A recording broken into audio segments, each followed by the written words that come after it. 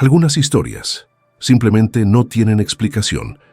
Hoy nos adentramos en 5 de los misterios más escalofriantes jamás registrados, desde desapariciones imposibles en montañas heladas hasta barcos fantasmas a la deriva y apariciones que desafían la muerte. Esto es real, esto es aterrador. ¿Están listos para desvelar los secretos que acechan en la oscuridad? Bienvenidos a Bajo las Sombras. El incidente del paso Dyatlov, las montañas Urales, una inmensidad helada cubierta por un manto de nieve implacable en el corazón de la Unión Soviética, un lugar de una belleza tan brutal como peligrosa. Pero en el invierno de 1959, este vasto y remoto paisaje se convirtió en el escenario de un enigma tan profundo que incluso décadas después sigue helando la sangre. 9 jóvenes y experimentados excursionistas, llenos de vida y el espíritu aventurero de la juventud soviética, se embarcaron en lo que prometía ser una épica travesía. Lo que encontraron, sin embargo, se convertiría en una pesadilla indeleble, una de las tragedias sin resolver más escalofriantes de la historia moderna. ¡Qué fuerza, qué terror incomprensible los obligó a huir desesperadamente de sus tiendas en una noche mortal, dejándolos a merced de una muerte inexplicable! Prepárense para adentrarse en los gélidos y perturbadores secretos del misterio del paso Dyatlov. Conozcan a los protagonistas de esta tragedia. Igor Dyatlov, el líder, de 23 años, Zinaida Kolmogorova, Lyudmila Dubinina, Alexander Kolevatov, Georgi Krivonichenko, Rustem Slobodin, Nikolai Thibault-Brignoles, Semyon Solotaryov y Yuri Yudin. 9 estudiantes y graduados del Instituto Politécnico de los Urales, todos ellos no solo amantes de la naturaleza, sino también expertos en supervivencia en el frío extremo. Su objetivo era ambicioso: ascender la montaña Otorten, una expedición de categoría 3O, la más difícil, que implicaba un viaje de 350 kilómetros a través de un terreno desolado. La camaradería y el optimismo eran evidentes en sus diarios y fotografías, que nos permiten ver un atisbo de sus últimos días. Irónicamente, Yuri Yudin, el 10º miembro del grupo, tuvo que regresar debido a una enfermedad, salvándose por una casualidad del destino. Él sería quien, por años, cargaría con el peso de la incertidumbre sobre el destino de sus amigos. El 20 de febrero, la fecha límite de su regreso a la civilización, pasó sin noticias. La alarma cundió. Equipos de rescate, formados por estudiantes, militares y voluntarios, se movilizaron. Lo que descubrieron el 26 de febrero en la ladera de Kolat-Syakhl, la montaña de los muertos en el idioma mansi local, fue un horror absoluto. Su campamento. Las tiendas de campaña estaban abandonadas, cubiertas de nieve y, lo más aterrador, rasgadas desde el interior. Era como si una fuerza incontrolable les hubiera obligado a salir a la intemperie en una estampida desesperada. Dentro de las tiendas, las botas y abrigos de los jóvenes, sus diarios, sus cámaras, todo lo necesario para sobrevivir a una noche glacial, que pudo ser tan espantoso como para huir descalzos, en pijama, en una tormenta de nieve con temperaturas que rondaban los menos 30 grados. La escena congelada era el testimonio de un terror inexplicable. La búsqueda continuó. A lo largo de los días siguientes, los cuerpos comenzaron a aparecer. Primero, cerca de un cedro a 1,5 kilómetros del campamento, se encontraron los cuerpos de Georgi Krivonichenko y Yuri Krivonichenko. Un error común al nombrar a los miembros del grupo es Georgi Krivonichenko. Estaban casi desnudos bajo un árbol, con marcas de un fuego incipiente. Sus manos mostraban quemaduras y sus cuerpos signos de congelación severa. Luego, en el camino de regreso al campamento, encontraron a Igor Dyatlov, Zinaida Kolmogorova y Rustem Slobodin. Sus posturas sugerían que estaban intentando arrastrarse de vuelta, desesperadamente, hacia la seguridad del campamento. Sus muertes fueron atribuidas inicialmente a hipotermia, pero las anomalías no tardaron en aparecer. Días después, y a una profundidad de metros bajo la nieve en un barranco, se encontraron los 4 cuerpos restantes: Lyudmila Dubinina, Alexander Kolevatov, Nikolai Thibault-Brignoles y Semyon Solotaryov. Y lo que revelaron las autopsias de estos últimos es aún más perturbador y desafía cualquier explicación simple.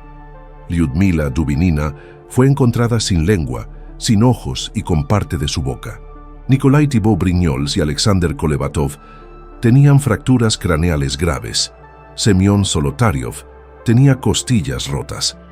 Las lesiones eran traumáticas, consistentes con el impacto de una fuerza enorme, comparable a las de un accidente automovilístico, pero ¿cuál?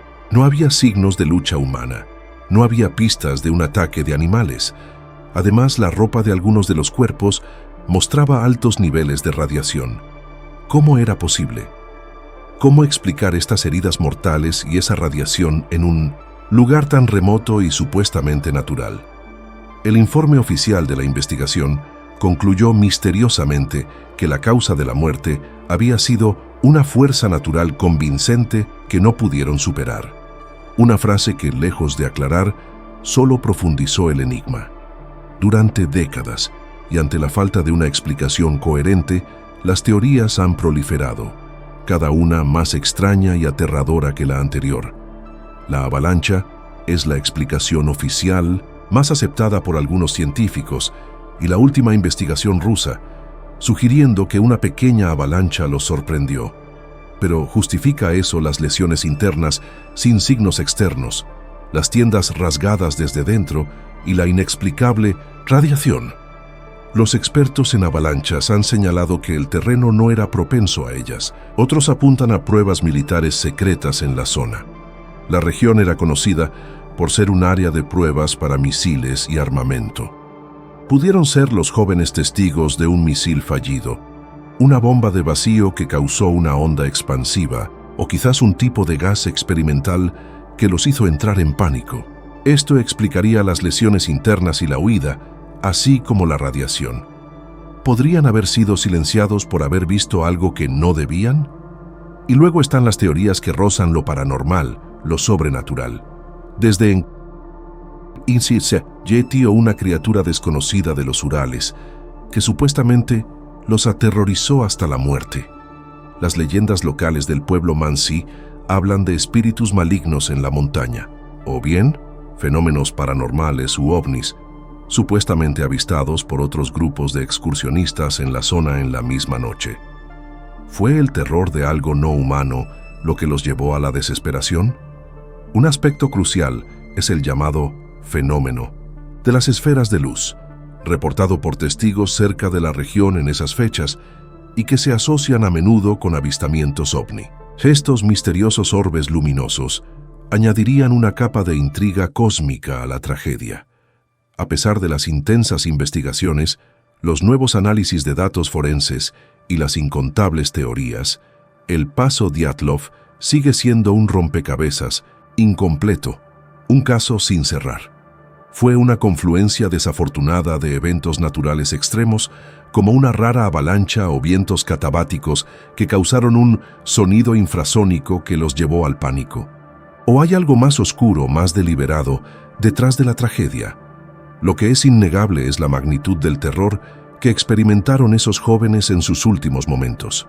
Un terror visceral que los llevó a la muerte en la inmensidad helada, bajo las implacables estrellas de los Urales. El misterio de Dyatlov nos recuerda la fragilidad humana ante lo desconocido y cómo la naturaleza o quizás fuerzas que ni siquiera podemos imaginar pueden reclamar vidas de las formas más aterradoras e inexplicables. El silencio de la montaña guarda un secreto que quizás nunca sea completamente desvelado. ¿Qué crees que ocurrió realmente esa noche en la montaña de La mujer de Isdal? Noviembre de 1970. El Valle de Isdalen, conocido como el Valle del Hielo, cerca de la pintoresca ciudad de Bergen, en Noruega. Un lugar de serena y gélida belleza natural, salpicado de cascadas y senderos forestales. Pero, en este idílico paisaje, un descubrimiento macabro desató una de las investigaciones más complejas y enigmáticas de la historia criminal noruega, un caso que se resiste a ser olvidado. Una mujer, sin nombre, sin identidad, sin pasado aparente. La llaman simplemente la mujer de Isdal.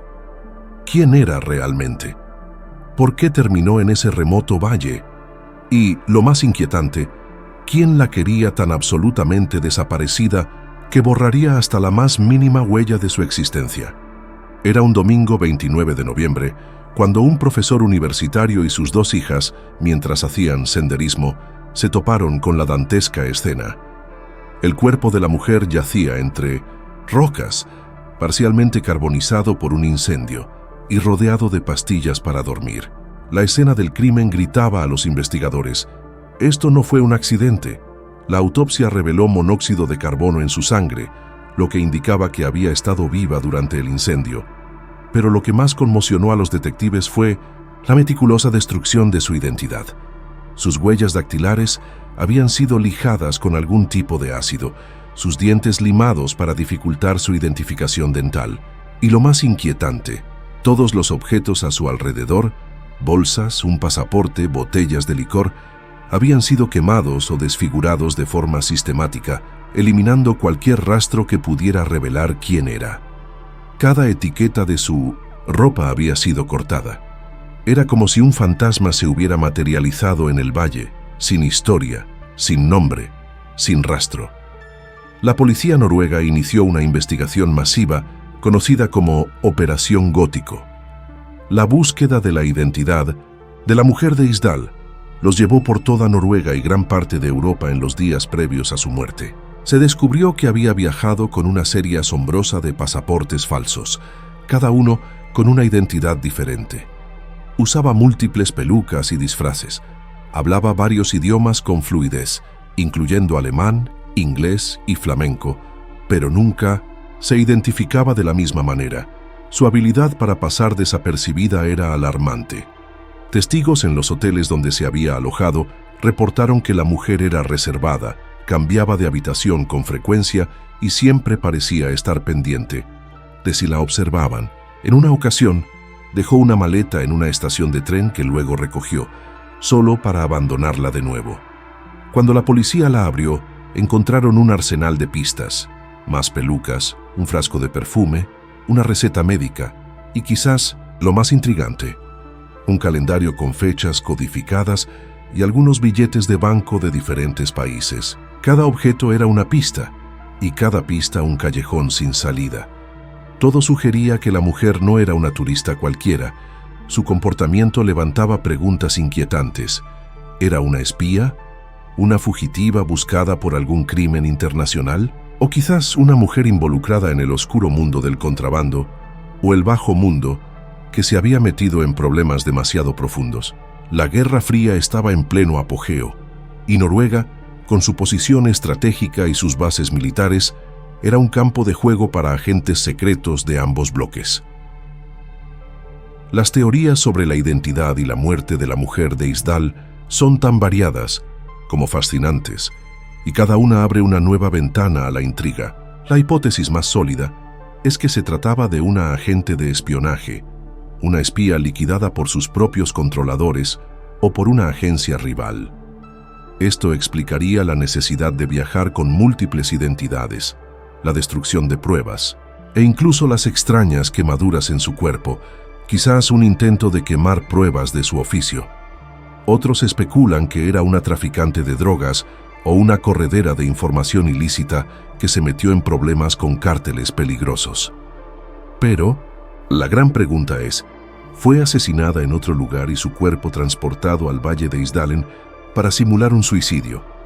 ¿O se suicidó ella misma quemando sus pertenencias para proteger a alguien más? ¿O para que su verdadera identidad nunca fuera revelada, incluso en la muerte? La ausencia de una causa de muerte clara, más allá de la ingestión de pastillas para dormir y el monóxido de carbono, que podría provenir del fuego que ella misma inició o que alguien más inició, añade más capas al enigma. La posición de su cuerpo, recostada y semidesnuda, no encaja con un suicidio por congelación, y la quema de pruebas es una acción fría y deliberada que va más allá de la desesperación. Décadas después, con el avance de la tecnología forense, la esperanza de una respuesta ha reavivado. Análisis de isótopos en sus dientes y fémur, realizados en 2017, sugieren que pudo haber nacido en Europa del Este, quizás en alguna parte de Francia o Alemania, y que su dieta infantil era rica en pescado. Esto contradecía algunas teorías anteriores. Pero incluso con el perfil de ADN, la identidad de la mujer de Isdal sigue siendo un fantasma que viajó por Europa sin dejar rastro y que murió en una soledad absoluta, llevándose consigo un secreto que, hasta el día de hoy, sigue sin ser desvelado. Su historia nos obliga a preguntarnos, ¿quién era esta mujer que no quería ser encontrada? ¿Y qué oscuridad se escondía detrás de su fachada de identidades robadas y vidas paralelas? La mujer de Isdal, un misterio que continúa congelado en el tiempo, en el frío y silencioso valle noruego, un monumento al enigma humano.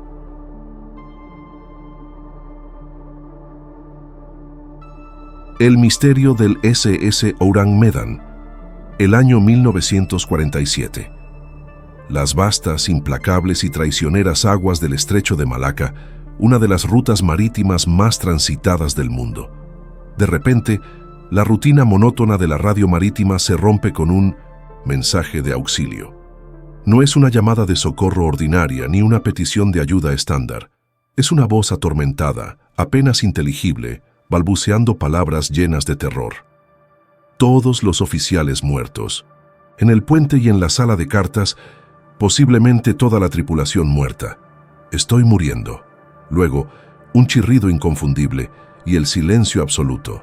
El SS Orang Medan, un carguero holandés, había enviado su último y escalofriante mensaje antes de desvanecerse en el abismo de lo inexplicable. Qué horror indescriptible se desató en ese barco fantasma, llevando a toda su tripulación a una muerte tan repentina y dejándolos con expresiones de terror puro grabadas para siempre en sus rostros.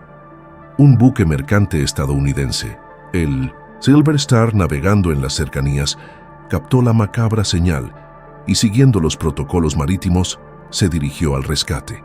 Lo que encontraron al abordar el Orang Medan era digno de la peor pesadilla que un marinero pudiera imaginar. Cuerpos por todas partes, la tripulación, los oficiales, el capitán, todos muertos, tendidos en sus puestos de trabajo, en el puente, en la sala de máquinas, en la cocina, en la cubierta. Cada uno de ellos yacía boca arriba, con los ojos abiertos de par en par, las mandíbulas caídas en un grito silencioso y los brazos extendidos rígidamente hacia algo invisible, como si intentaran defenderse o suplicar a un horror impalpable. No había signos de lucha, no había heridas visibles ni un solo rasguño, solo un terror puro, inconfundible y congelado para siempre en sus facciones. El contraste era espeluznante. Un barco aparentemente intacto, flotando serenamente, pero en su interior, un escenario de muerte y desesperación indescriptible.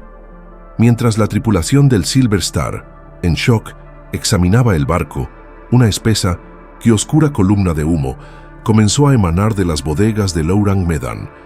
Un incendio inexplicable se desató rápidamente, extendiéndose con una velocidad aterradora. A pesar de los esfuerzos desesperados por controlarlo, el fuego era incontrolable. En cuestión de minutos, el misterioso barco carguero comenzó a inclinarse y se hundió rápidamente en las profundidades del estrecho de Malaca, llevándose consigo todas las pruebas de lo que había ocurrido en su cubierta. La desaparición del Orang Medan no fue un simple accidente, fue la desaparición de un misterio, sellando su secreto para siempre bajo las olas. Sin el barco, solo nos quedan los informes, las leyendas y las teorías. La más extendida y plausible es la de un gas venenoso o un agente químico letal. El Orang Medan era un carguero, y algunos especulan que podría haber transportado sustancias nerviosas altamente tóxicas o armas químicas experimentales, tal vez de contrabando o en secreto tras la Segunda Guerra Mundial. Un escape accidental de este gas habría asfixiado instantáneamente a la tripulación, provocando los síntomas de pánico y las horribles expresiones de terror al intentar respirar antes de que el fuego subsiguiente purgara la evidencia. Se ha propuesto el monóxido de carbono o el cianuro como posibles agentes. Otra posibilidad es que el carguero transportaba material peligroso ilegalmente y el incidente fue un intento deliberado de encubrirlo, quemando y hundiendo el barco. Pudo ser una misión secreta gubernamental que salió terriblemente mal, pero las teorías no se quedan solo en lo químico o militar. Algunos apuntan a un fenómeno paranormal. Los rostros de terror absoluto de la tripulación han llevado a la creencia de que el barco estaba embrujado o que fue atacado por una entidad desconocida del folclore marítimo. El miedo irracional que experimentaron parecía sugerir un terror a algo que no era de este mundo, algo que desafía la lógica científica. Otros, con una imaginación más audaz, sugieren un encuentro con un ovni o una tecnología alienígena. En los años 40 y 50, los avistamientos de objetos voladores no identificados eran frecuentes. Pudieron ser los tripulantes víctimas de un ataque extraterrestre que los despojó de sus vidas de forma instantánea e inexplicable.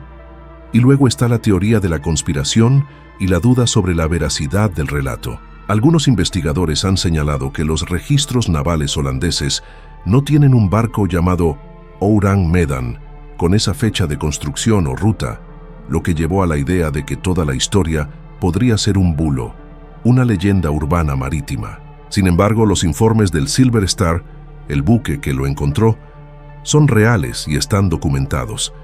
Esto plantea la posibilidad de que el nombre del barco fuera un alias o que fuera una embarcación no registrada, tal vez utilizada en operaciones ilícitas. Era todo una farsa cuidadosamente orquestada para ocultar un crimen o una operación secreta de algún gobierno o corporación oscura. El SSS Orang Medan, un nombre que evoca escalofríos en cualquier marinero. Un barco que se convirtió en una tumba flotante, un escenario de horror incomprensible antes de desaparecer en el olvido del océano, llevándose consigo su terrible secreto. A día de hoy, no hay pruebas definitivas de lo que realmente ocurrió. La ausencia de respuestas, la instantaneidad del horror presenciado por la tripulación del Silver Star y el hundimiento final del barco que borró toda evidencia física, lo convierten en una de las historias más aterradoras y persistentes de los misterios del mar. Su leyenda ha perdurado alimentando la imaginación y el miedo. ¿Fue un escape tóxico? ¿Una conspiración gubernamental? ¿O un encuentro con algo que desafía toda lógica y comprensión humana? El misterio del Orang Medan permanece en el fondo del mar, un eco silencioso de un terror que nunca se comprendió. Y la pregunta final persiste: ¿qué crees que llevó a esa tripulación a su horrible y enigmático final?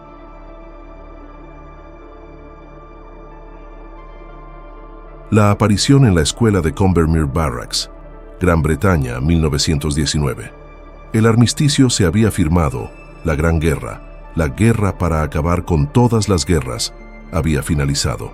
Los hombres de la Royal Air Force, exhaustos pero victoriosos, se preparaban para reanudar sus vidas, sus tareas. La alegría por el fin del conflicto era palpable, y qué mejor manera de inmortalizar la camaradería forjada en las trincheras y los cielos que una fotografía grupal.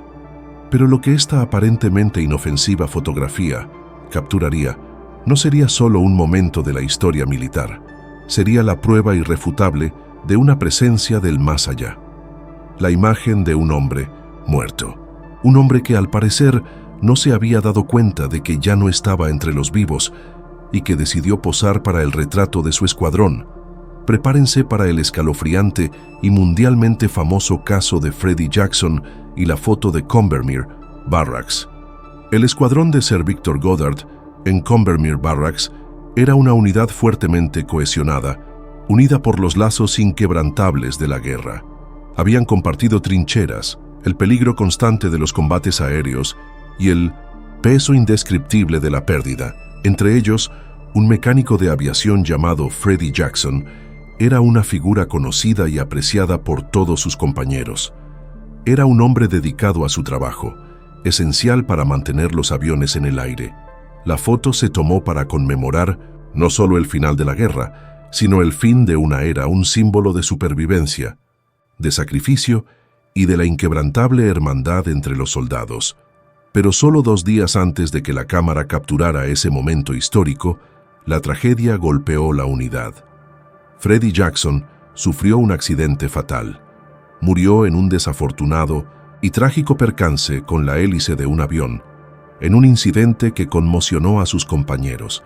Su funeral se celebró el mismo día en que el escuadrón, ajeno a la macabra ironía del destino, se reunía para su fotografía grupal. Un día de duelo para los que asistían a su entierro.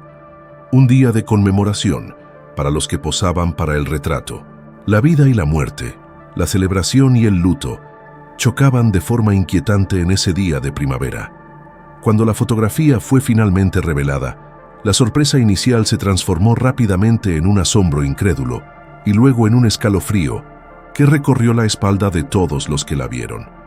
Detrás de uno de los oficiales, en la fila superior, a la izquierda del sargento, una figura pálida, semitranslúcida, se asomaba. Una cara inconfundible, la cara de Freddie Jackson. Su rostro mirando directamente a la cámara, con una expresión de asombro, como si estuviera presente, como si formara parte del grupo al que, en vida, había pertenecido con tanta dedicación. La autenticidad de la imagen fue inmediatamente cuestionada, pero las pruebas fueron irrefutables. No era un truco fotográfico, no era una doble exposición, un error común en la época. Expertos en fotografía militar de la época examinaron la imagen con lupa y confirmaron su autenticidad. Los miembros del escuadrón, quienes no solo conocían bien a Freddie Jackson, sino que acababan de asistir a su funeral, lo reconocieron inmediatamente. Era su cara, su expresión. ¿Fue un simple reflejo de la luz? Demasiado nítido para serlo. ¿Una ilusión óptica? No para aquellos que lo vieron con sus propios ojos y lo conocían tan bien. La foto no fue descartada, sino guardada con un asombro mezclado con terror. La teoría más aceptada, y quizás la más poética, entre los miembros del escuadrón, era que Freddie Jackson, al no haber podido asistir a la foto grupal a la que sentía que pertenecía, simplemente se había presentado, como si el impacto de su muerte no lo hubiera alcanzado por completo.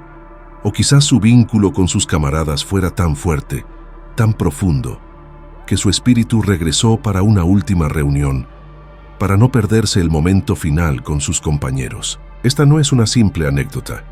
Se convirtió en uno de los casos de fotografía fantasmal más famosos y convincentes de la historia, una prueba tangible, según muchos, de la vida después de la muerte. Es un testimonio visual que desafía nuestra comprensión del mundo, sugiriendo que a veces, incluso la muerte, no puede romper los lazos más profundos, o que existen dimensiones de la existencia que apenas comenzamos a comprender. La fotografía de Combermere Barracks sigue siendo un punto de debate y fascinación para escépticos y creyentes por igual. Nos obliga a cuestionar lo que creemos saber sobre la vida y la muerte, sobre el espíritu humano y su persistencia. Es un escalofriante recordatorio de que los que se han ido, a veces, aún están entre nosotros, quizás observándonos, quizás buscando su propio cierre. ¿Fue un error inexplicable de la cámara, una anomalía de la luz y el lente? ¿O fue la despedida final y una presencia inconfundible de un soldado que se negó a ser olvidado, cuyo espíritu no quería separarse de su unidad?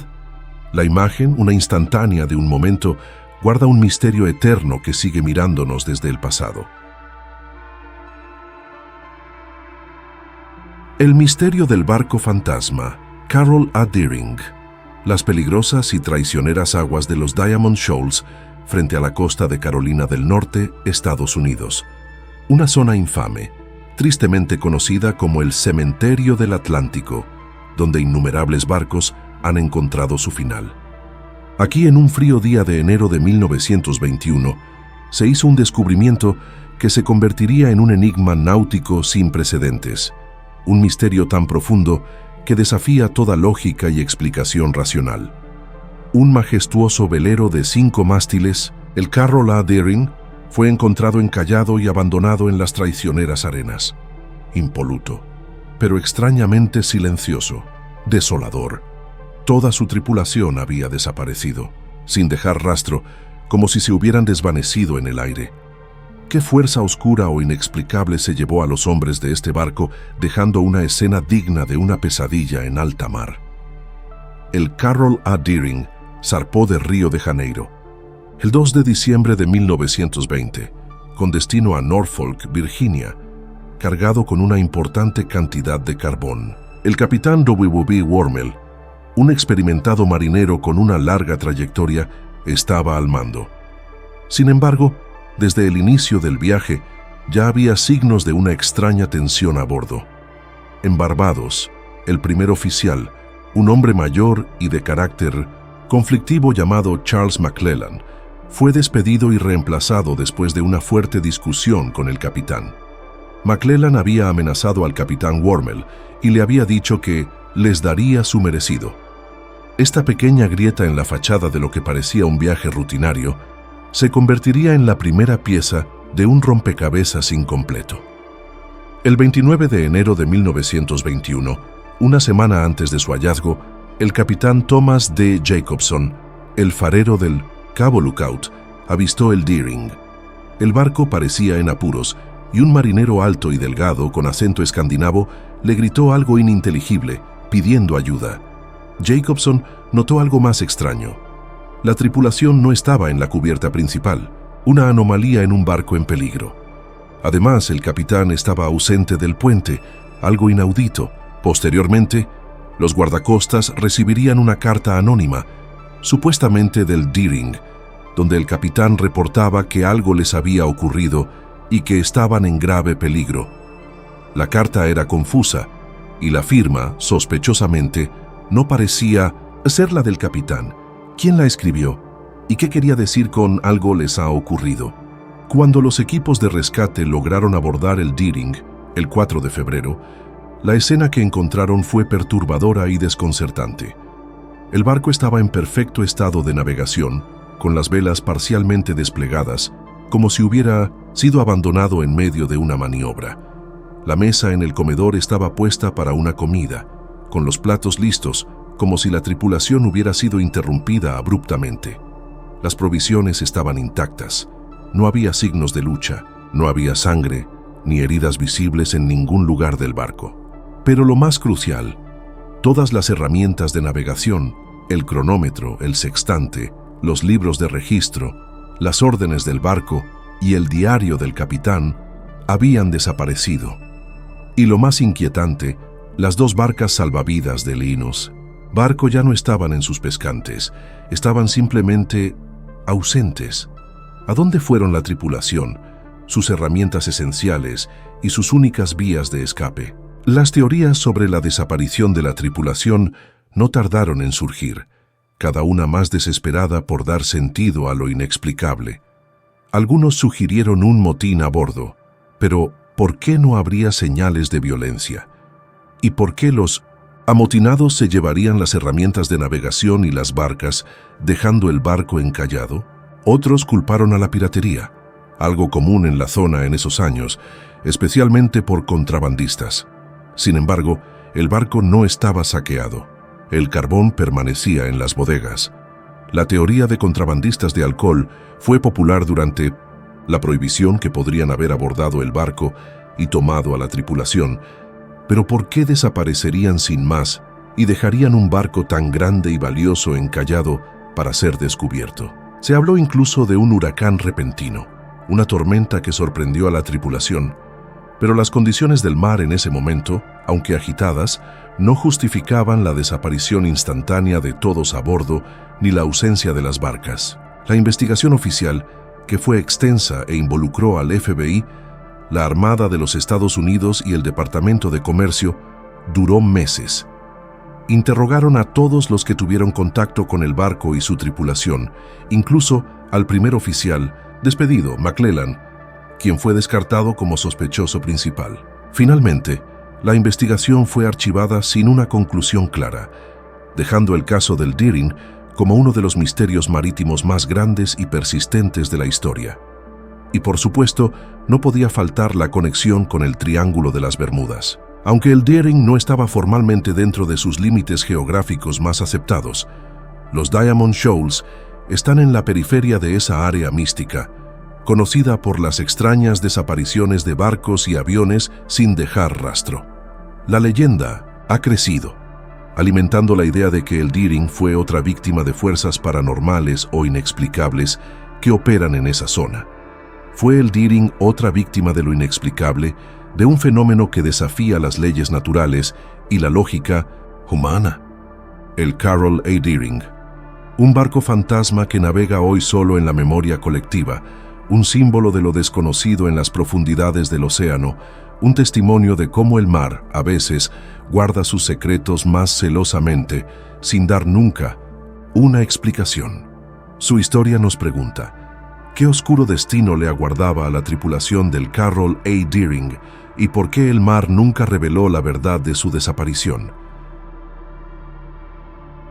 5 historias, 5 enigmas. Cada una de ellas nos recuerda que el mundo está lleno de rincones oscuros y secretos que se niegan a ser revelados. Desde los Urales cubiertos de nieve hasta los misterios del océano, estos casos nos persiguen. Nos obligan a preguntar, ¿qué fuerzas incomprensibles operan más allá de nuestra percepción? Quizás nunca tengamos todas las respuestas, pero al explorar estas historias, nos atrevemos a mirar de frente a lo inexplicable y a recordar que a veces los mayores terrores no están en la ficción, sino en la inquietante realidad de lo que realmente ocurrió. Gracias por acompañarnos en Bajo las Sombras. Sigan buscando la verdad y, por favor, miren bien dónde pisan. Nunca saben qué secretos se ocultan justo debajo de la superficie.